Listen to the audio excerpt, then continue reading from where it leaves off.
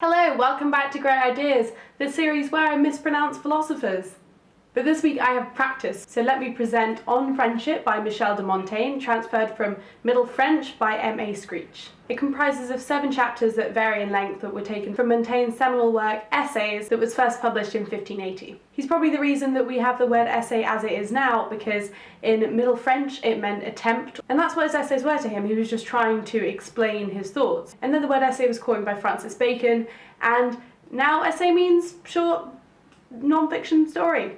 Something that's immediately evident while reading this is just how contemporary a voice it's written in. At some point it feels almost like what we would call liberal. When he's talking about fatherhood, he says, "I've never seen caning achieve anything except making souls more cowardly or more maliciously stubborn. It's unjust and mad to deprive our grown-up children of easy relations with their fathers by striving to maintain an austere and contemptuous frown, hoping by that to keep them in fear and obedience." I don't know a lot about what family life was like in 1500s in France, but I expect that those weren't the views of the masses. I think a lot of his ideas are a product of him having such a privileged upbringing. His family was extremely wealthy, and as humanist father set out a really progressive educational plan. All of the servants of the house were instructed to only speak to Michel in Latin so that Latin would become his first language. And you can feel that coming through in the book so much because he uses so many classical examples and quotes classical philosophers. At times it feels like it could have been written in the Roman era because Montaigne was so well educated in the classics. But also, he spent the first 3 years of his life being raised by a peasant family, which is supposed to help him understand the lower class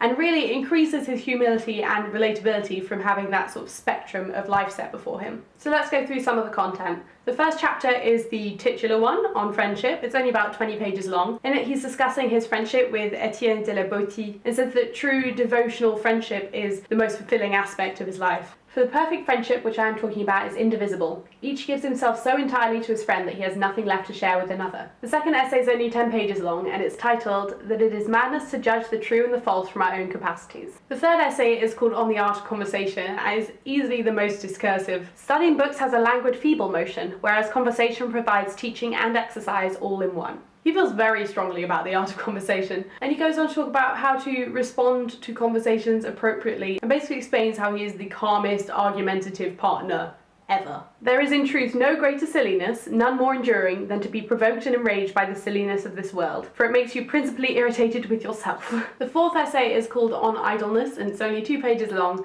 and can basically be summed up by this quote from Lucan, which is, "Idleness always produces fickle changes of mind." The fifth essay, On the Affection of Fathers for Their Children, I've already spoken a little bit about. It's a letter to Madame d'Estissac. He proclaims that she is the most striking example of maternal love today, and then he just talks for quite a while about how he thinks adults should interact with their children.